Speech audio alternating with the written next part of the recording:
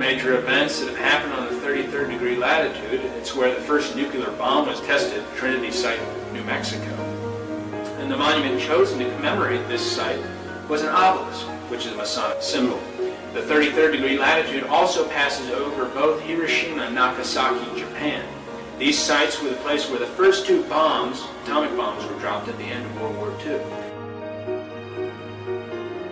Truman was a 32nd degree Mason when he dropped the bombs. In October of 1945, he became a 33rd degree Mason. But the most astonishing incident that has occurred on the 33rd degree latitude of the map is that it passes over the city of Dallas, Texas, where on November the 22nd, 1963, JFK was assassinated. The president passed an obelisk that is located right in front of the school book depository on the street where the president was shot.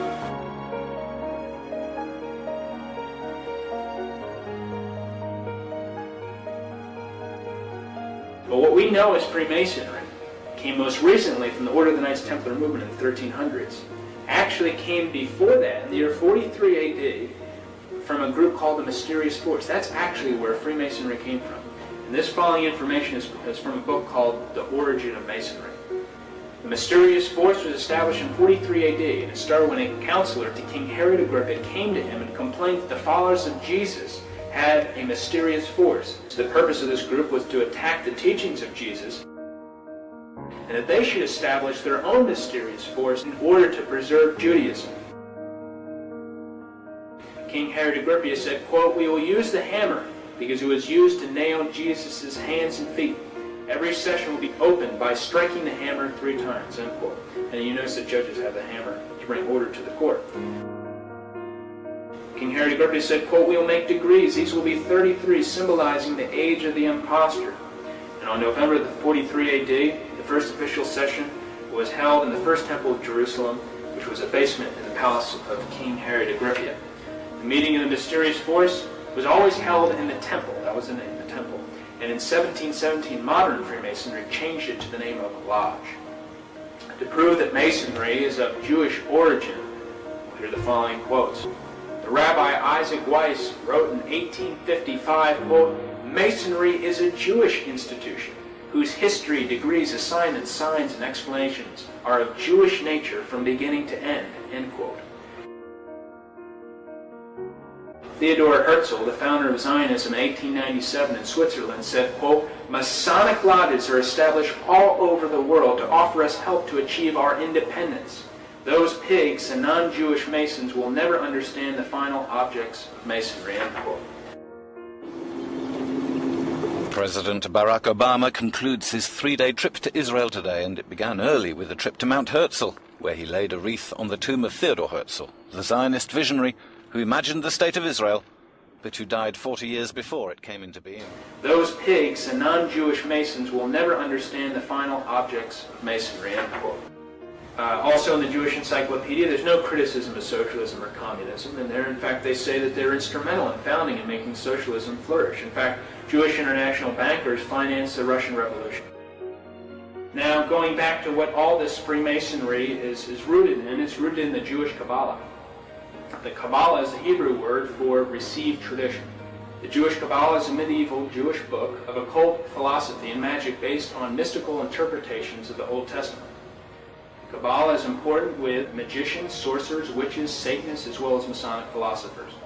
And all the things I just mentioned that are rooted, talked about Freemasonry, gets back and is rooted in the Jewish Kabbalah.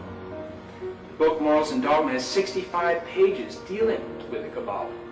Page 741 of Morals and Dogma says this, quote, "Masonry is a search for light. That search leads directly back to the Kabbalah."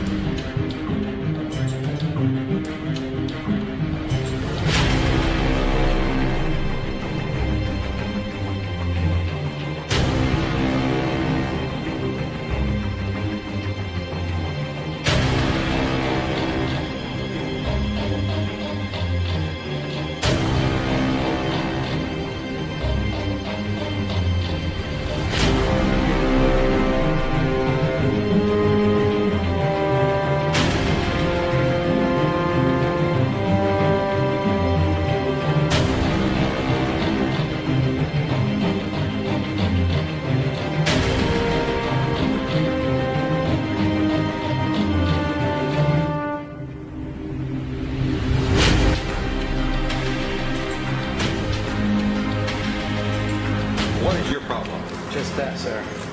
Okay. I'm a Christian, sir. I'm pure and virtuous and wholesome and innocent. How can you say anything about me? Sir, you need to be born again. I am born again. Now, did you just say that you were Lucifer? I am Lucifer. Okay, define Lucifer for me. Pure, virtuous, wholesome, innocent individual that's out to help people. Lucifer is? Yeah. Say that again. Lucifer is a pure, holy, Virtuous. virtuous. Now, is he the Lucifer that God created? That's the same one. Oh, man, this is great. Oh, Amen. God bless you, Amen. brother. Because that's exactly what the Shriners and Masons teach us. This is what a Mason confesses, is that Lucifer is light.